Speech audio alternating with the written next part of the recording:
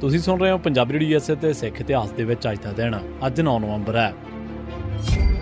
9 ਨਵੰਬਰ 1821 ਨਵੰਬਰ 1821 ਦੇ ਵਿੱਚ ਮਹਾਰਾਜਾ ਰਣਜੀਤ ਸਿੰਘ ਦੀ ਫੌਜ ਨੇ ਮੁੰਗੇਰ ਅਤੇ ਡੇਰਾ ਜਾਟ ਦੇ ਕਬਜ਼ੇ ਵਾਸਤੇ ਚੜ੍ਹਾਈ ਕੀਤੀ। ਉਧਰ ਮਹਾਰਾਜੇ ਨਾਲ ਸ਼ਾਮਲ ਹੋਣ ਵਾਸਤੇ ਹਰੀ ਸਿੰਘ ਨਲਵਾ ਦੀ ਫੌਜ ਵੀ ਕਸ਼ਮੀਰ ਤੋਂ ਚੱਲ ਪਈ ਸੀ। ਰਾਹ ਦੇ ਵਿੱਚ 9 ਨਵੰਬਰ 1821 ਦੇ ਦਿਨ ਮੰਗਲੀ ਘਾਟੀ ਦੇ ਵਿੱਚ ਪਖਲੀ ਪਿੰਡ ਦੀ ਜੂਹ ਦੇ ਵਿੱਚ 30,000 ਤਲਾਵਣੀ ਕੌਮ ਦੇ ਲੋਕਾਂ ਨੇ ਹਰੀ ਸਿੰਘ ਨਲਵਾ ਦੀ ਫੌਜ ਦਾ ਰਾਹ ਰੋਕ ਲਿਆ। ਨਲਵਾ ਨੇ ਇਸਮਾਇਲ ਇਕਬਾਲ ਬੱਟ ਅਤੇ ਧੰਨਾ ਸਿੰਘ ਮਲਵਈ ਨੂੰ ਉਹਨਾਂ ਦੇ ਕੋਲ ਭੇਜ ਕੇ ਸਮਝਾਉਣ ਦੀ ਕੋਸ਼ਿਸ਼ ਕੀਤੀ, ਪਰ ਜਦ ਉਹਨਾਂ ਨੇ ਰਾਹ ਦੇਣ ਤੋਂ ਕੋਰੀ ਨਾ ਕਰ ਦਿੱਤੀ ਤਾਂ ਸਿੱਖ ਫੌਜਾਂ ਨੂੰ ਹਮਲਾ ਕਰਨਾ ਪਿਆ। ਮੇਘ ਸਿੰਘ ਰੂਸਾ ਦੇ ਜੱਥੇ ਨੇ ਤਨਾਵਾਲੀਆਂ ਦੀਆਂ ਸਫਾਂ ਤੋੜ ਦਿੱਤੀਆਂ ਅਤੇ ਉਹਨਾਂ ਸਫਾਂ ਦੇ ਵਿਚਕਾਰ ਜਾ ਕੇ ਜੰਗ ਕਰਨ ਲੱਗ ਪਿਆ। ਅਖੀਰ ਤਨਾਵਾਲੀਆਂ ਦਾ ਮੁਖੀ ਅਤੇ ਉਹਨਾਂ ਦੇ ਸਾਰੇ ਸਾਥੀ ਮਾਰੇ ਗਏ। 2 ਪਹਿਰ ਯਾਨੀ ਕਿ 6 ਘੰਟੇ ਦੀ ਜੰਗ ਦੇ ਵਿੱਚ 2000 ਦੇ ਕਰੀਬ ਤਨਾਵਲੀ ਮਾਰੇ ਗਏ ਸਨ। ਅਖੀਰ ਉਹ ਮੈਦਾਨ ਛੱਡ ਕੇ ਭੱਜ ਗਏ। ਮਗਰੋਂ ਉਹਨਾਂ ਦੇ ਮੁਖੀ ਚਿੱਟੇ ਝੰਡੇ ਲੈ ਕੇ ਪੇਸ਼ ਹੋਏ। ਹਰੀ ਸਿੰਘ ਨਲੂਆ ਨੇ ਘਾਟੀ ਦੇ ਹਰ ਘਰ ਨੂੰ 5 ਰੁਪਏ ਜੁਰਮਾਨਾ ਅਤੇ ਜਾਣ ਦੀ ਮਾਫੀ ਦੇ ਦਿੱਤੀ। 9 ਨਵੰਬਰ 1901 1887 ਤੋਂ ਮਗਰੋਂ ਇੱਕ ਕਰਕੇ ਸਿੰਘ ਸਭਾ ਲਹਿਰ ਦੇ ਸਾਰੇ ਮੋਢੀ ਆਗੂ ਚੜ੍ਹਾਈ ਕਰਨ ਲੱਗ ਪਏ। ਸਭ ਤੋਂ ਪਹਿਲਾਂ 8 ਮਈ 1887 ਦੇ ਦਿਨ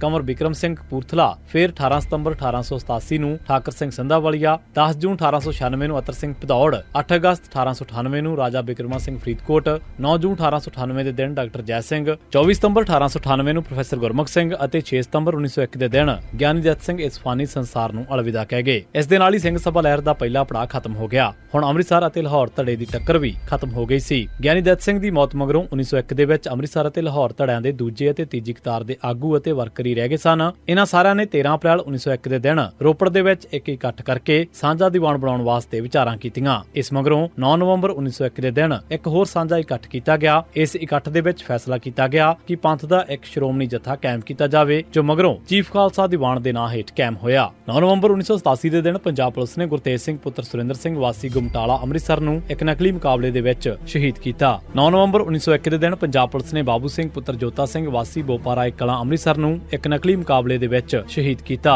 9 ਨਵੰਬਰ 1992 ਦੇ ਦਿਨ ਪੰਜਾਬ ਪੁਲਿਸ ਨੇ ਅਮਰਜੀਤ ਸਿੰਘ ਪੁੱਤਰਿੰਦਰ ਸਿੰਘ ਵਾਸੀ ਅਲਾਲ ਜ਼ਿਲ੍ਹਾ ਸੰਗਰੂਰ ਨੂੰ ਅਤੇ ਨਿਸ਼ਾਨ ਸਿੰਘ ਵਿਰਸਾ ਸਿੰਘ ਬੂ ਸ਼ਿੰਗਾਰਾ ਸਿੰਘ ਦੰਦਪੁਰ ਨੂੰ ਨਕਲੀ ਮੁਕਾਬਲਿਆਂ ਦੇ ਵਿੱਚ ਸ਼ਹੀਦ ਕੀਤਾ। 9 ਨਵੰਬਰ 2019 ਦੇ ਦਿਨ ਸਿੱਖਾਂ ਦੀ ਦਹਾਕਿਆਂ ਦੀ ਘਾਲਣਾ, ਅਰਦਾਸਾਂ ਅਤੇ ਸੰਘਰਸ਼ ਦੇ ਨਤੀਜੇ ਵਜੋਂ ਕਰਤਾਰਪੁਰ ਸਾਹਿਬ ਦਾ ਲਾਂਘਾ ਖੁੱਲਿਆ। ਸਿੱਖ ਚਿਰਾਂ ਤੋਂ ਮੰਗ ਕਰ ਰਹੇ ਸਨ ਤੇ ਕਰਤਾਰਪੁਰ ਸਾਹਿਬ ਦੇ ਦਰਸ਼ਨ ਦੀਦਾਰੇ ਉਹ ਦੂਰਬੀਨ ਦੇ ਰਾਹੀਂ ਕਰਦੇ ਰਹਿੰਦੇ ਸਨ। ਭਾਰਤ ਵਾਲੇ ਪਾਸੇ ਇਸ ਲਾਂਘੇ ਦਾ ਉਦਘਾਟਨ ਪ੍ਰਧਾਨ ਮੰਤਰੀ ਨਰਿੰਦਰ ਮੋਦੀ ਨੇ ਕੀਤਾ, ਜਦੋਂ ਕਿ ਪਾਕਿਸਤਾਨ ਦੇ ਵਿੱਚ ਲਾਂਘੇ ਦਾ ਉਦਘਾਟਨ ਵਜ਼ੀਰ ਆਜ਼ਮ ਇਮਰਾਨ ਖਾਨ ਵੱਲੋਂ ਕੀਤਾ ਗਿਆ ਸੀ। ਇਸੇ ਸਿੱਖ ਇਤਿਹਾਸ ਦੇ ਵਿੱਚ ਅੱਜ ਦਾ ਦਿਨ ਤੁਸੀਂ ਸੁਣਦੇ ਰਹੋ ਪੰਜਾਬੀ ਰੇਡੀਓ USA।